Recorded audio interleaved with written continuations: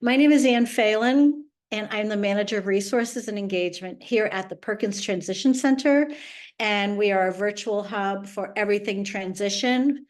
We thought we would put together a 4-part series on housing because we knew that that was in the forefront of your minds when you think about transition. And we feel like it's been a great success in that we've had a lot of engagement. And we've had up to 130 people in our seminars on given parts of it. We've had 4 parts.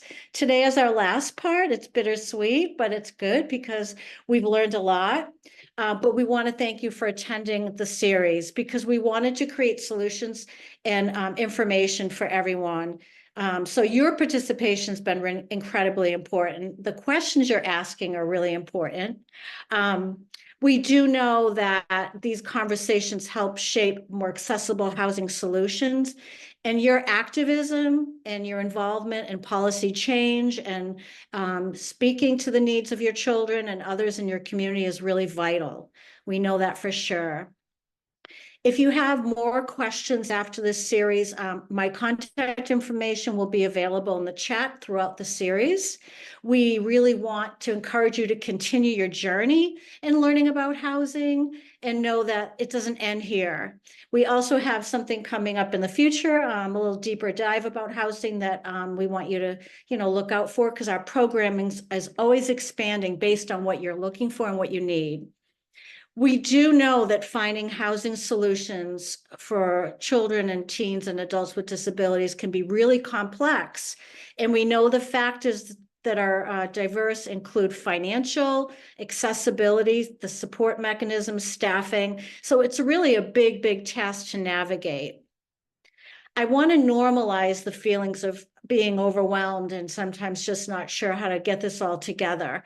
And you're not going to figure it out right away. Maybe the next step will be that your adult children will be home for a little while. Maybe you'll go right into a housing situation, but whatever it is, it's always changing and shifting. So I guess we can go to the next slide. We're going to have 2 speakers today. Lesley Eshelman from High Spirit and Ben Sahl from Creative Housing in New Hampshire. We're really excited. They'll be speaking separately. We would like you to ask questions in the chat box, and we will answer them throughout the webinar, but more so have time in the end. So Jenny, can you go back one more sec? I just want to talk about a little bit of housekeeping. Yes, great. So everyone, you will get recordings next week for the entire series. And so look for that.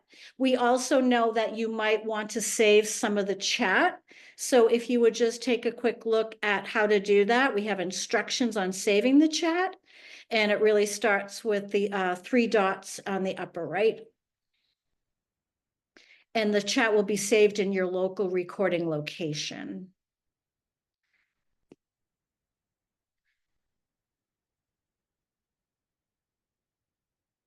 All right, next slide. Thank you. So I thought we would recap before we start with Lesley. Last week we had Desiree Kamika Galloway from Autism Housing Solutions, and her talk was very dynamic. And here is a couple of takeaways that I came away with that I'd like to share with you. You might have different ones. If you remember something you want to say about last week, please put it in the chat box. And again, if you missed last week, you will get the recording. So it's important to hold the vision, trust the process, create a vision. What are some of the things you wish and your adult child wants to have? What are the must-haves that you really feel like are non-negotiable? So maybe if you have a medically or behaviorally complex child, there needs to be some supports and mechanisms in place. Those are must-haves. Wish list, well, a roommate that maybe likes gaming, or someone who has some of the common interests. That might be your wish list.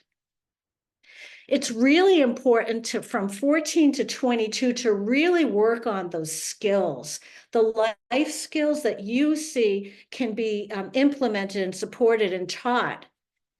So also using assistive technology and apps to move away from prompt dependency. So those are things to start thinking about. Desiree spoke about having a smart home. In our May webinar with Alice Bruhard, we learned a lot about how Alexa was a really great tool and Google Reminders. So we definitely know that assistive technology is very key for fostering greater independence. Building in natural support, people in the community, a trusting neighbor, family members, those key natural supports are really important to start to bring into your life. And then here we are today, building a community and growing. We have right now 99 people. Let's see if we push it to 100 today. But you're now part of a housing community. Again, if you're just logging in, please put your adult child or child's age and what state you're in. And if you are a professional, if you wouldn't mind adding your website and contact information, if you provide supports around housing in your state so that we can continue to build that community. Thank you. So let's move on to the next slide. I'm really excited to introduce Lesley today and Ben, who will be talking about innovative housing models. So take it away, Lesley. Thank you. All right. Thank you, Anne. And hello, everyone. My name is Lesley Eshelman, and I am the Director of High Spirit Advisory. And I'll be giving you some more of my contact information on my last slide. So we can just go right to the next slide, Janine. So this is High Spirit, and today we're going to be talking about our unique model and how we might work together to replicate this model for others. Let's see here. We have High Spirit Community Farm, and we consider this our model program. It's a unique forever home it has residential and day programs in the Berkshires in Massachusetts. It's for adults with disabilities who need 24/7 support, and we will go into much more detail. But then there's High Spirit Advisory, and I am the director of this program, and we are now newly working with families and the Massachusetts Department of Disability Services to replicate our model of care so that we can increase and improve residential options for adults with disabilities. We can go to the next slide. Let's see here. Okay. So what is our model? Our model is a nonprofit organization. It started with a group of parents who came together with friends, potential staff, and they formed a nonprofit organization. The nonprofit is important all the way through, but especially important at the beginning because there is fundraising involved in this model. Live-in staff is a crucial part of the model. We want the staff and the residents to be living together, to have that family-like feel in the home, and to have deep and meaningful relationships. We are lucky enough to have 3 homes on one property. Now, some of you may wonder how we do this with the home and community-based settings rules that prohibit congregate living and multiple buildings for adults with disabilities located near one another. We were able to work with DDS when we wanted to add. We started out with 1 home, we added a second, and then a few years later, we added a third. And we were able to work with DDS to show them that we were not isolating individuals with disabilities. We were out and about in the town all the time. And so they were able to interpret that rule in our favor, as letting people know that our community is a small community. It's not large and it's not isolating. Ever since then, DDS has been really happy with the quality of our program. It is small. There are only 8 residents between the 3 homes. And this just highlights the necessity of keeping programs like ours small. We are an intentional community. The 3 homes are interdependent, working together and supporting each other.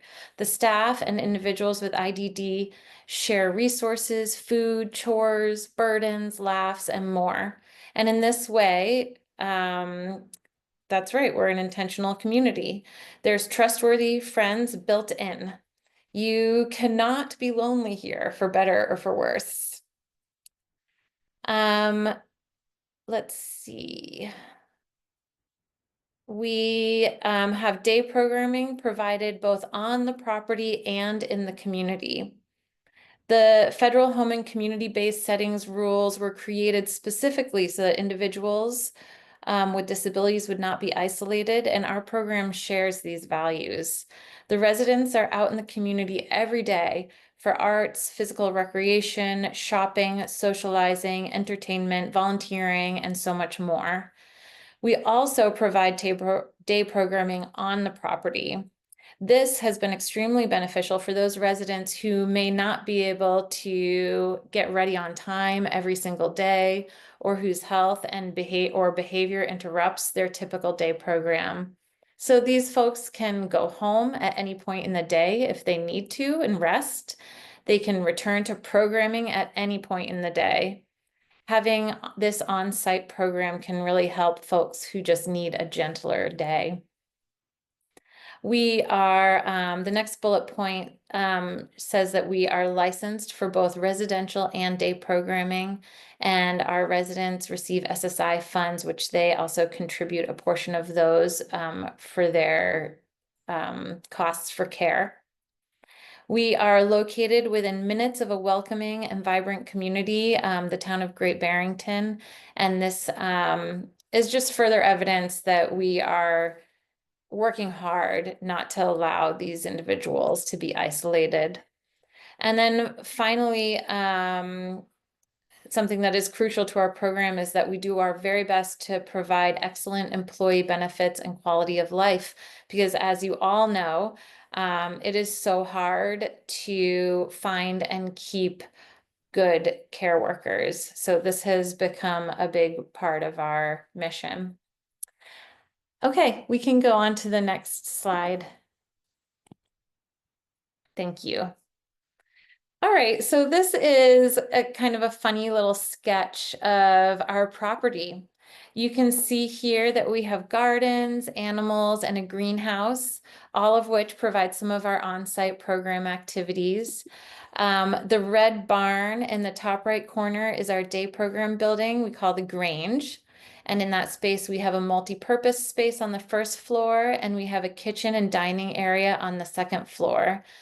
Lunch is provided and made as part of the day program, and everyone eats together Monday through Friday for lunch, either in the Grange or outside at the picnic tables. All of the individuals who live on this property need 24/7 support. This level of support can be very limiting to an individual's autonomy. But as you can see with this physical layout, all individuals can walk between the homes or program areas on their own, knowing that they will have the support they need along the way and when they reach their destination. You can also see that we have 2 driveways, and all of the homes look very different. Both of these qualities were important to DDS so that the property looked less institutional and more just like a regular neighborhood. You might not know that it was specifically a program for people with disabilities. Okay, next slide, please.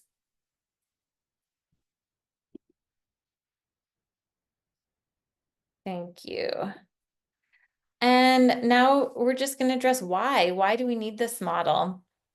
This model fills a niche, especially for those people who need 24/7 care and more. Those folks often end up in group homes, some of which can be great, some not as much. This would also be a fabulous place for anyone to live at any level of independence or need. So we've addressed this a little bit, but I just wanted to go more into the integration of life and work at High Spirit.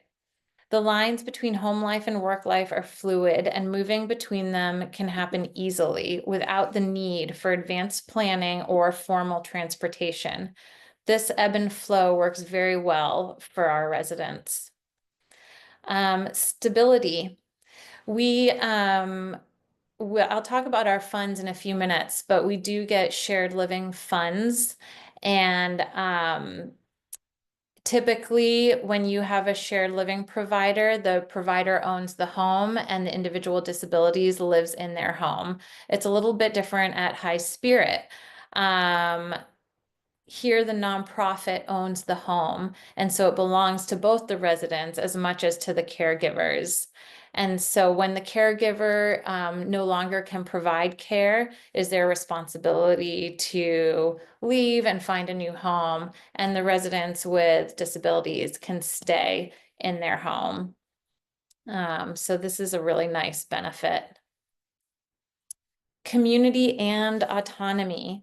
Staff and residents share in a sense of belonging and community that is rare in our world today. We enjoy meals, plan programs and events, and share both the special and the mundane parts of life together.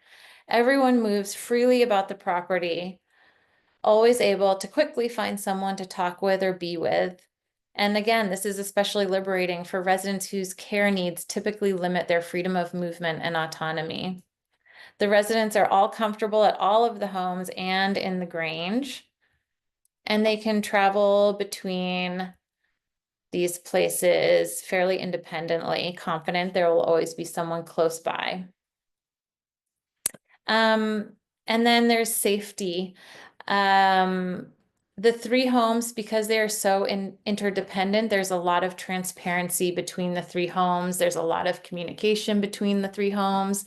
And, you know, we at a model like this, we really work on our communication.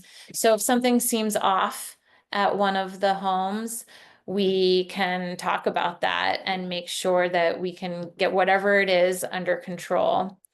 We also have the oversight of our nonprofit board of directors. They have quarterly meetings, and they also frequently visit High Spirit. And then we have our agency, which I'll talk about more in a few minutes, and government oversight. And we have great relationships with the parents. So that's another level of oversight that we have at our community. So the next thing we're going to do is we're going to watch just a little video to give you a little bit better sense of what it's like on the property at High Spirit. The video is older, but it's not too outdated, and yeah, enjoy. The objective for the caregivers at High Spirit is to make the life of the resident meaningful, find work that's meaningful, find relationships that are meaningful. I would say every resident at High Spirit has love in their life. The people that we're working with, we're living with, we're helping each other, we're making each other's lives better every day, every moment. That's exactly what I was hoping for out of life, and I didn't realize this is the way that it would come. There's a lot of people to draw energy off of and have relationships with, and I think it's nice to be able to walk around this, like the setup we have, this small farm and everything, where you can kind of walk around and there's always somebody working on something, there's always somebody to get involved with if you want to, and there's always someone to talk to. All of our meals are family style, so in each house you have breakfast together, and then mornings is farm time. So we go out and we're farming just about every day, even in the winter. So we're growing food, we're caring for animals, we're processing the food that we grow. And then the whole community comes together for lunch. Food brings everyone together, so it's really cool that part of your day is like preparing and growing the food that you put in your bodies and share together. It's kind of cool when we can all come together and have a meal where everything came from our farm. I'm learning a lot, especially about people and people with special needs, but also I'm learning about myself. Be ready to receive too. It's not just giving. You have to be ready to let in everything that's coming back to you from the residents and the rest of the community and the farm. And then all of a sudden it doesn't feel like you're just giving.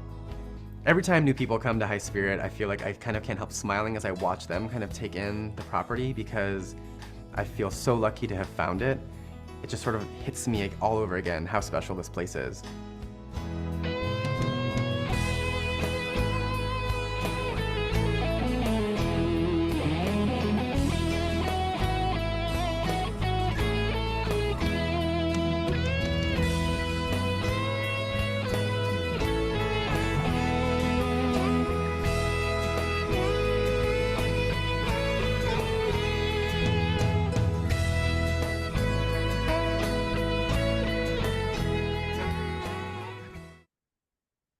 All right. Thank you. We can go on to the funding slide. Thank you. And just as an update, that video is a few years old. So we've been operating High Spirit Community Farm now for 16 years. Okay, so everyone's mind is funding. So we're going to talk a little bit about funding now.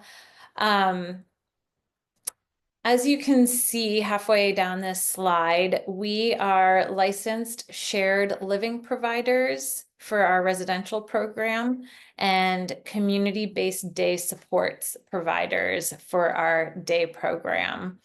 So these two funding streams from DDS provide us with basically all of our operating, day-to-day operating costs. But then at the top of the slide, you can see we say, currently startup capital is required to launch this model. So this is why starting a nonprofit is so essential, because you cannot legally do fundraising unless you have a nonprofit. You can also apply for grants and that kind of thing. So in order to get your property, if you were to use shared living funds, in order to purchase a property, you would need to have your own capital, whether that's fundraising or other accounts that you have. If you were to use another source of money, you may be able to figure it differently. This was an interesting day. I'm listening to a video. All right. So our shared living residential funds fund the operations of the 3 homes, our groceries, our furnishings, small repairs, celebrations, vehicle maintenance and gas, and our mortgages and rent.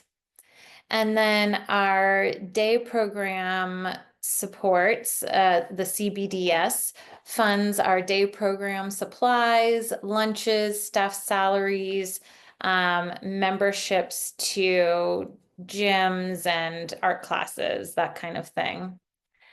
And then we also do use fundraising to bolster some of this. So you can see we use fundraising for staff retirement funds and health insurance so that we can provide really good benefits. We also, at this point, purchase our cars with fundraised money, and we're hoping to get travel and expenses covered at some point soon. And if we want to do big capital improvements, the Grange that you saw in that picture, we recently renovated an old barn to become our day program space. We needed our own fundraising funds for that. So you can see that our day-to-day, we are supported. Residents and families do not need to pay out of pocket in order to live at a model like this. And ultimately, we would like to work with DDS and the home and community-based settings waiver program so that we can have a new billing code that maybe will shrink the gap between our operating costs and the other costs that we need to fundraise for. Lesley, a couple quick, really great questions about shared living. Excuse me. What settings and services qualify for shared living funding? Okay, so that's a great question, and I can give you some idea, and then you might want to check in with an agency more about this, but shared living homes can have up to 3 individuals with disabilities living there. So it's got to be a small program. You can't have a lot of residents, and 3 is pushing it. 1 or 2 is more typical of these settings. And typically shared living just happens in someone's home. So a family might say, hey, we'd like to help care for someone who needs housing for disabilities, and that family can apply through an agency to receive shared living funds to help reimburse them for their costs of supporting that individual. So typically it takes place in a single family home. High Spirit is a little bit different that way. And are the residents prioritized for level 1 residential funding? Because High Spirit was developed by the families, whether or not they had priority 1, once High Spirit was ready to open, those families said, hey, I got a place for my kid. And DDS was really happy to place them. So at that point, the priority level didn't matter as much. When we've had openings in the past, we try to prioritize priority 1 individuals, but honestly, it hasn't always been a priority 1 individual who ends up filling the space. It really depends on who is the best fit for the space. There is a question that might come up later as well, Lesley, and I know the landscape is new politically. We're in week 2, but is there any foresight into the future regarding funding, grant funding, and any changes in the next 4 years politically, and how it will impact these kinds of funding options? Yeah, I mean, I guess Medicaid is potentially on the chopping block right now, and home and community-based settings is the federal waiver that provides the funds for both shared living and CBDS, and that is a Medicaid program. So people are nervous, but we haven't heard anything specific, and I think we're going to be okay. But that's just me. Yeah.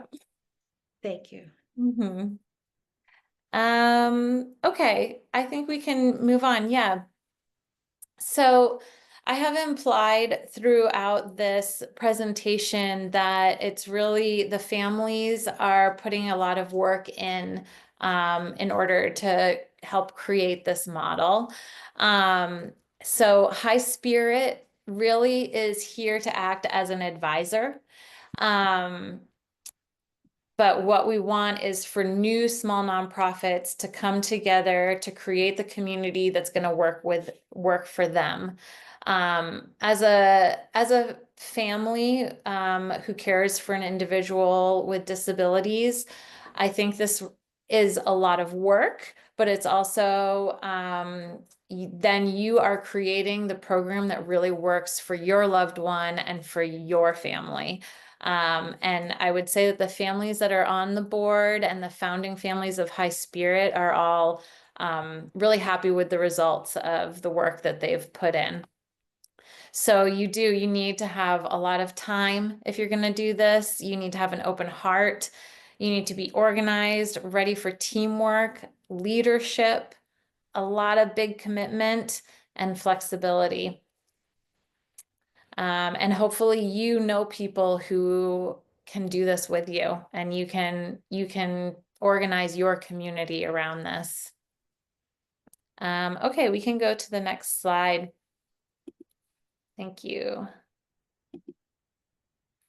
This is a really basic blueprint, and Ben Sahl is going to be giving the next presentation in the second half of this hour, and I think he's going to be able to fill in a little bit of this blueprint as well.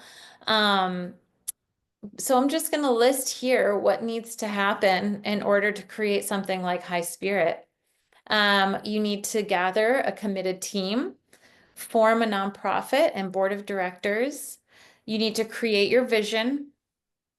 And then you can use the High Spirit agency. High Spirit has an agency that can serve as your contract manager if you are receiving funds from DDS. So this is one way that High Spirit can directly be involved with your nonprofit. That we can serve as an agency to manage your contracts and the regulatory aspects of your program. So you can connect with the High Spirit Agency. You'll need to be communicating with DDS all along the way, and High Spirit Advisory can help you with this and advocate for you with DDS. You'll need to do fundraising. You'll need to find property that works. And then you can collaborate with your agency to apply for funding licenses and hire staff. And we can move on to the next slide.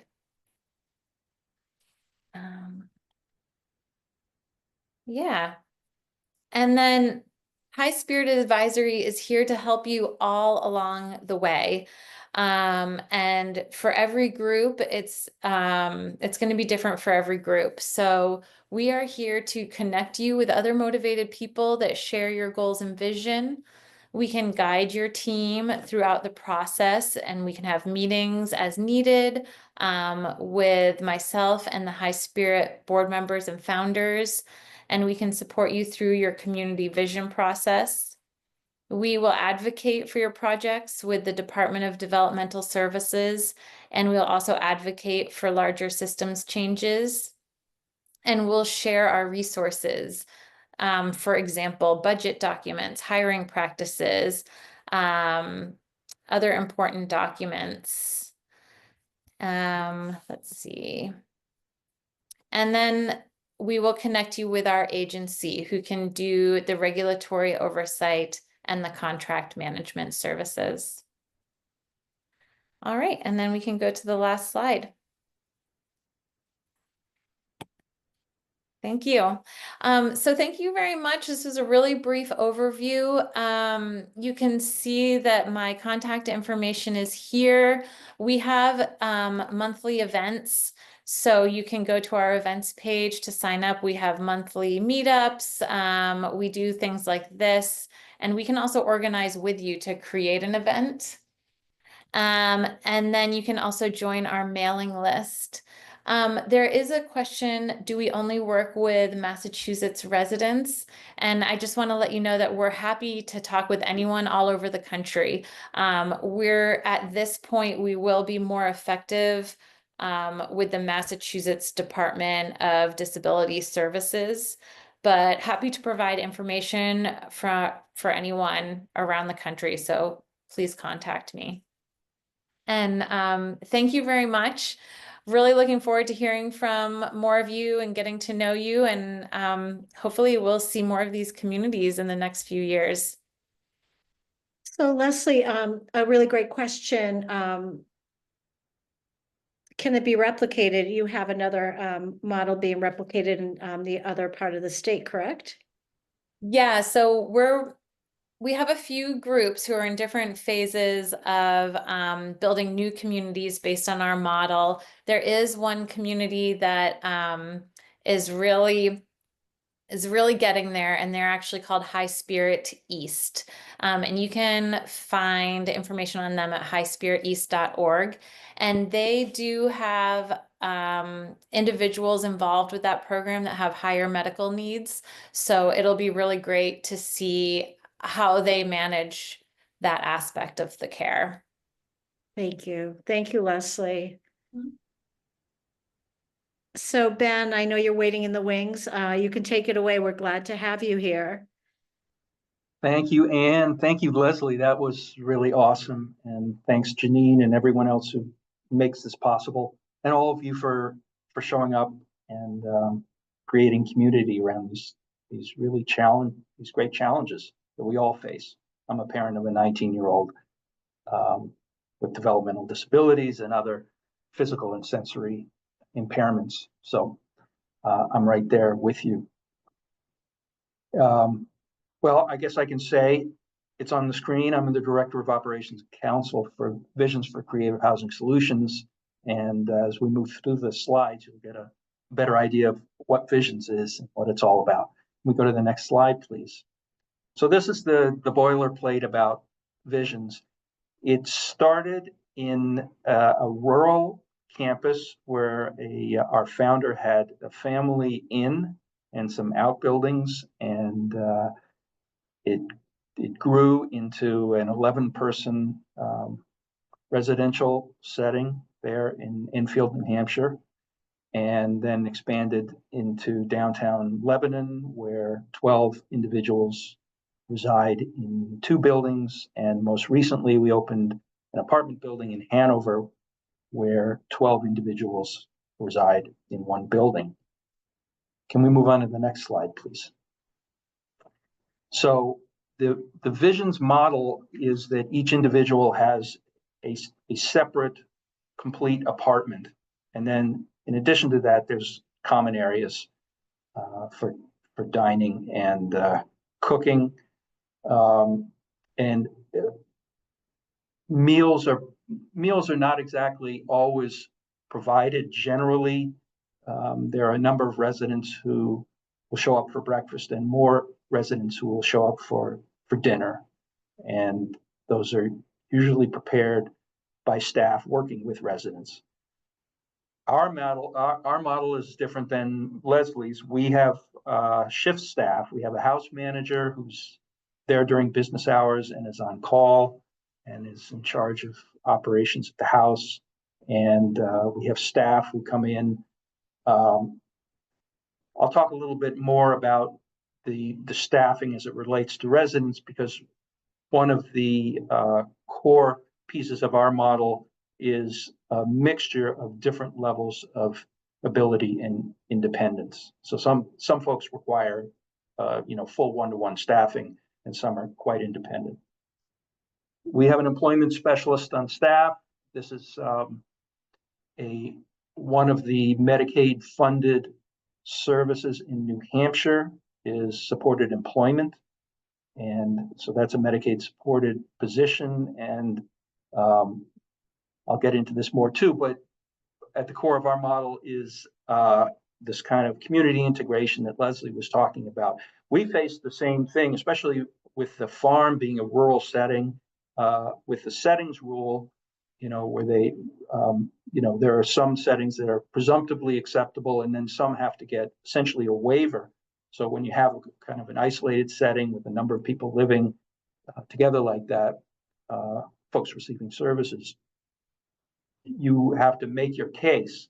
And they came out and they saw the way that our folks were living, which is, if you come to any of our settings in the middle of the day, there's no one there because everyone is out, they're working, they're going to the gym, they're going to do other forms of recreation, a lot of outdoor stuff in the Upper Valley of New Hampshire, and volunteering. So the employment specialist is a really essential position for us because folks need, and some of these individuals who are employed have, a high level of impairment, both physical and cognitive. But, we find opportunities for them. We'll help them do things that they want to do. We have nurses on staff. I know that Anne said to me that there were some families that really had questions about medically complex individuals. Again, we have a range, and we range up into individuals who have extraordinary medical complexities. And New Hampshire's system, developmental disability system, is not exactly designed to accommodate that level of medical complexity, but we make it work. And a big part of that is our nursing staff and how they train individuals to give our staff to give medications as needed. Transportation, well, that's obviously a big key with community integration. For our folks who live in the rural campus, they are relying on staff to transport them. We have a fleet of vehicles, and folks who are more independent and live in the downtown settings can take advantage of public transportation. Support with daily living skills. There are, in the New Hampshire system anyway, there are required, you could call it growth of independence skills. And so there's a process of setting these goals and then, setting tasks to meet the goals. And So, that's the sort of paperwork side of it, but we take that very seriously. We're constantly seeking to expand the independence of our residents. And, sometimes that's in small ways and sometimes in larger ways. Same thing with achieving personal goals. Again, unlike a traditional group home that might have activities that are arranged and then people can decide whether they want to join them.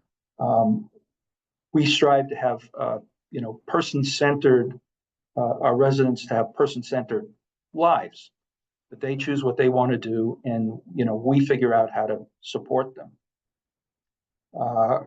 In community supports and access to activities, obviously that's a big part of it. Social opportunities, I think we'll get into this on the next slide, so I'm going to leave that. Let's go to the next slide, please. So I'm going to go to I'm going to go down actually to the last bullet point on the left, a community of varied capacities. So the community starts with these individuals who have had, most of them, relationships with each other going back to, when they were young children. And some of our apartments are two-bedroom apartments, and the folks who are living there together are, these are natural relationships that predate coming to live at Vision. So you obviously, a community builds around a setting like that, but we also seek as much as possible to take advantage of pre-existing relationships in the community. So going back up to the first bullet point, permanent supported housing. Lesley was talking about this. These are where our folks live. This is intended to be their home. They are the third bullet point there, standard tenant protections.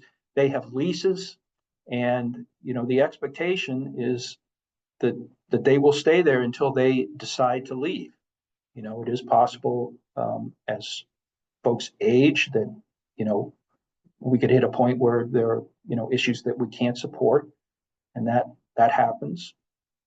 But that happens to all of us. Permanent supported housing. So I think that's pretty clear. We're all talking about supported housing.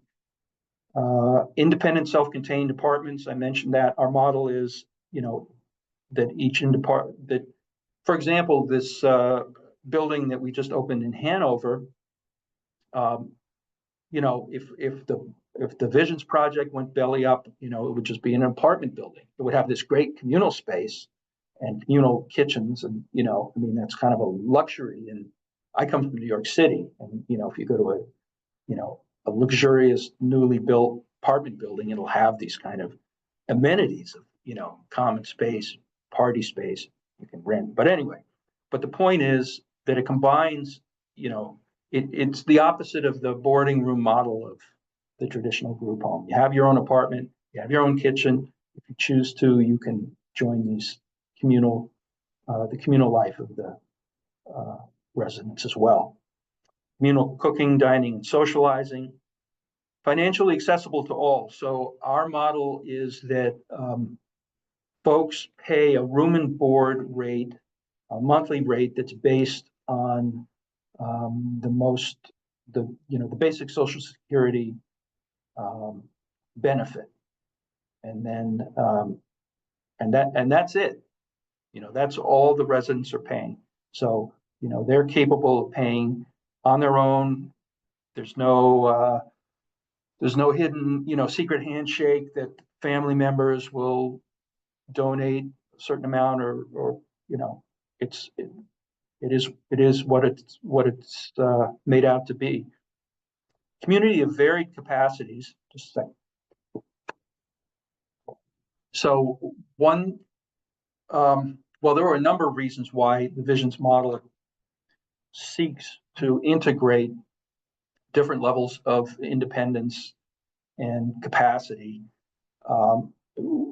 One of them is that when you have folks who are the folks who are higher on the independence, towards the independence end of the scale, can help support folks who are less independent. And there's a whole different layer of relationships that develop around, that kind of caregiving. And I've seen it be a very positive experience, for folks who are used to being the designated patient, so to speak, have the opportunity to help others. It is also a advantage for staffing. And I'll give sort of the most basic example. If you have a person who has one-to-one needs overnight, you can, as a budgetary matter, you can have an overnight person who is paid, maybe 75% comes out of that one-to-one budget, and then the balance of it comes out of the budgets of the more independent individuals who generally don't have needs overnight. But if some kind of an unexpected or emergency situation arose, that would be helpful for them to have someone on site who can give them immediate support. So it's valuable in that way as well. We talked about community and promoting growth and independence, community integration, barrier-free access to the larger community. I think is, part and parcel of integration. And means if someone wants to go somewhere, we figure out how to get them there. We have individuals who rely on a wheelchair van, and sometimes the wheelchair and some of these vans are not necessarily interoperable with each other. Sometimes you have a situation where you have a vehicle that needs repairs, and so we're going to figure out how we're going to get people where they want to go. No one's going to be stranded at home. We talked about resident-driven activities and scheduling, shift staffing. We haven't talked about it, but I guess I did talk about it. That's our model. We have individuals who, as I said, some require more, some require less. So the shift staffing is probably the greatest challenge for our house managers, because it's not just like there's a group that comes in at 9 and leaves at 5. There are layers of staff overlapping, staff who are working with one individual in particular, staff who are working with a group of individuals, staff who are coming in to work overnight, and then the staff are people. They have lives, and they have things that interrupt their ability to show up for shifts that you need filled. And staffing for excellence. So that's kind of sounds like a sort of empty words, but I think the heart of it is continuous training and continuously seeking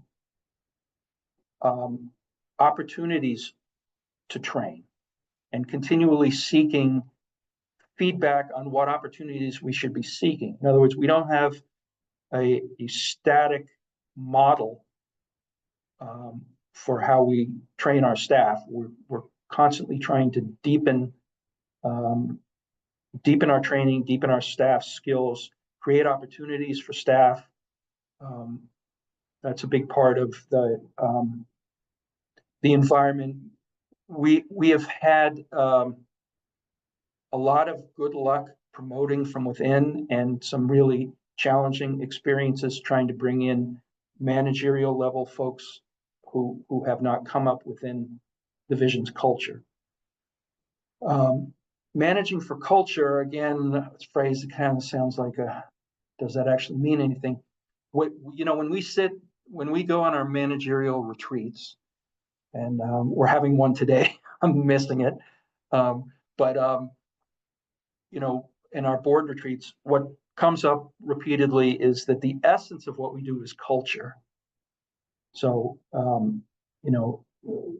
I could talk about that for a long time, but, that's what sets us apart. That's why, we're doing what we do. That's why we want our family members to have the opportunity to live in settings like this and like high spirits. Okay, next slide, please. So I wanted to run through the history of the three sites, and the main reason that I wanted to was to talk about land source. So the first site I mentioned was in Enfield, New Hampshire. It's a rural area. Our founder inherited a family home that was an inn when she was a child. It had outbuildings, one of which you can see there. So it's a total of 4 buildings, and it says 12, yes, 12 residents. And so the land source was the founder.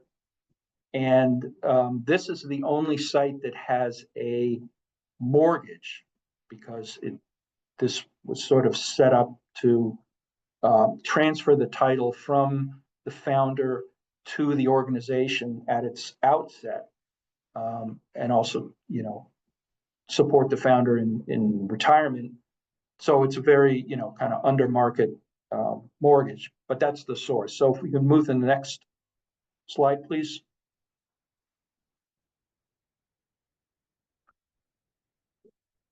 So the second site is very close to downtown Lebanon, Colburn Park, or a lot of people know it as the Green, opened in 2021. And that is what is 11 residents. The source for that land was an outright purchase, and followed by a gut rehab of those 2 buildings. One building is 4 2-bedroom apartments, and then the other building is has 3 bedrooms for folks who have greater need for support for varying reasons. And that second building with the 3 residents also has common areas and some offices. So so that was a much more expensive proposition purchase than gut rehab. If we could go to the next slide, please.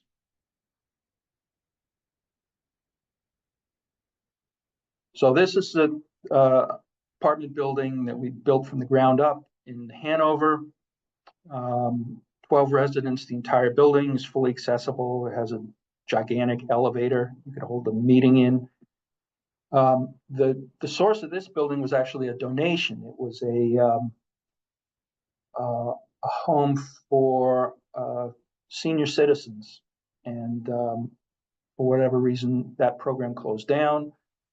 That board donated it to Visions, and then we built from the ground up, so it should have been a lot cheaper to have a donated building than build from the ground up, but that was right when construction costs exploded.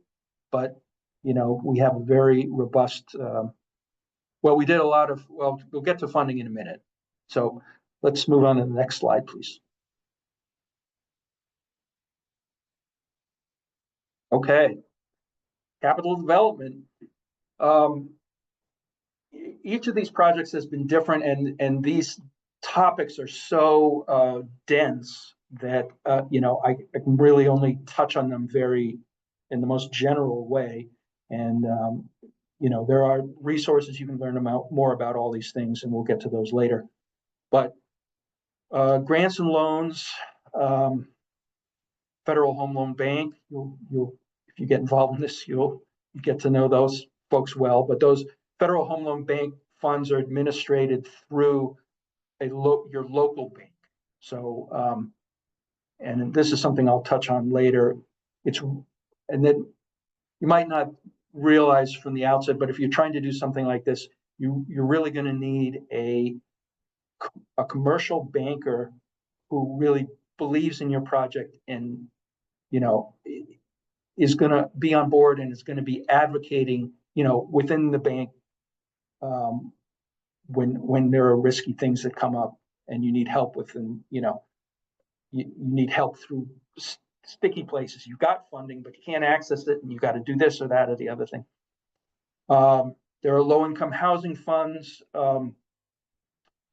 This is one of these dense areas. I'll just throw this out there.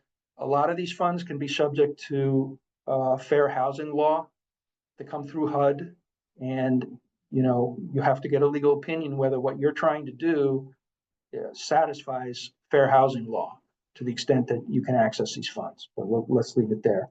There are funds that are earmarked for supported housing. They also come through HUD and hopefully through your state, but those would not be subject to fair housing law. Sale of state tax credits. Folks are probably more familiar with federal low-income tax credits. Generally speaking, our projects are too small to make that make sense. There's a lot of administration that comes with some of these funding sources, down not just upfront, but year on year, reporting and so on.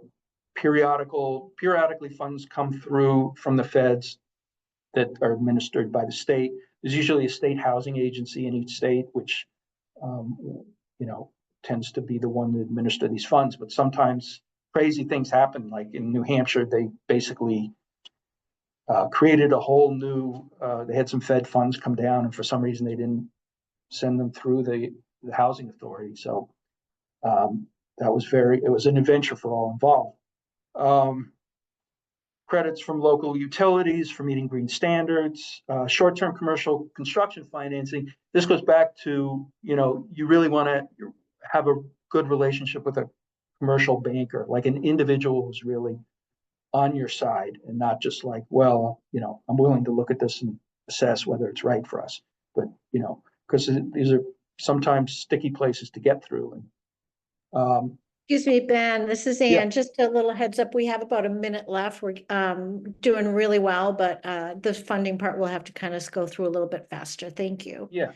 So, and then fundraising, we all know that's going to be a big part of anything that you're trying to. Can we go to the next slide, please?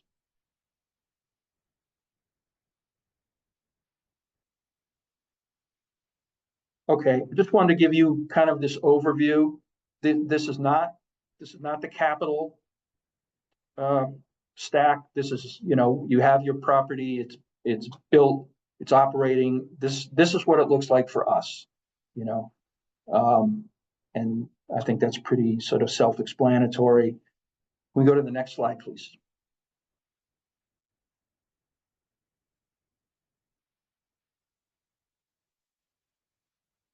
Okay, a couple things I wanted to add to Leslie's blueprint. You really need like one full-time maniac who, is really going to drive things. I mean, you need a group, but you need one person who's really, willing to take it on, feels very strongly about it. If you want to control culture, you have to control staffing. If you want to control staffing, at least in New Hampshire, you need to build a track record as a provider. And it's not the public agency that's going to object. It's your funder. When you go to someone in your whatever kind of funding you're trying to get, and they ask you, okay, what's your operating model? And you say, well, we're going to run it. We have a board, and they're going to ask you what your experience is. And you say, well, I did, personally directed or whatever, you're going to get pushback. All right, how Visions can help. We don't have an organized, program like Lesley does, but it's part of our mission to help people. I would certainly encourage you to join our office hours if you want to learn more. The supported housing toolkit, the URL is there for it, and that contains all kinds of in-depth information like about these fundings, these types of funding, and you can contact me anytime. So thank you, Ben. Thank you. There was great questions, good engagement, everyone. Thank you so much. And we have a resource slide that you'll get when the slides come out next week. And we also have a couple of last things I want to share with you. We want to introduce our brand new transition program. That's an 18 to 22 residential program here. Starting in July. So we have a QR code. You can take your phone and take a picture of it, and we'll take you to the link. So we'll give you a moment to grab your phones and look at that. And also I did put in our chat, we do have one-on-one consultations available. There's the QR code. And Alex or someone, can you kindly put our my email address back in there? So If people are missing the QR code and want to reach out, I can direct you. Thank you. Thank you so much. We have a Facebook group. We're building our community here, learning about housing. Someone said, can we have more conversations about how to fund something like this? And I think these dialogues will be continuing. So we appreciate it and we hear what your needs are. Thank you. Thank you, everybody. We have transition talks. We just had one that was on stepping back, letting go. Next month will be on healthcare, which is a really big topic. We do invite you to come to our monthly virtual workshops. Those are at 6:30 p.m. Eastern Standard Time. And there is a QR code.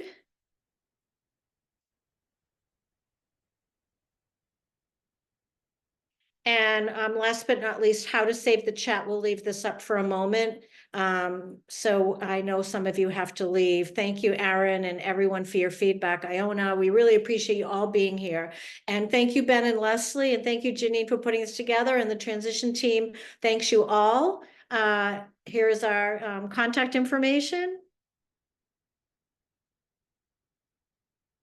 And just a heads up, in June, we have a 4-part series on sexuality with Catherine from Elevators Training. You do not want to miss this, a really important topic. Thanks, everybody. Have a really great day.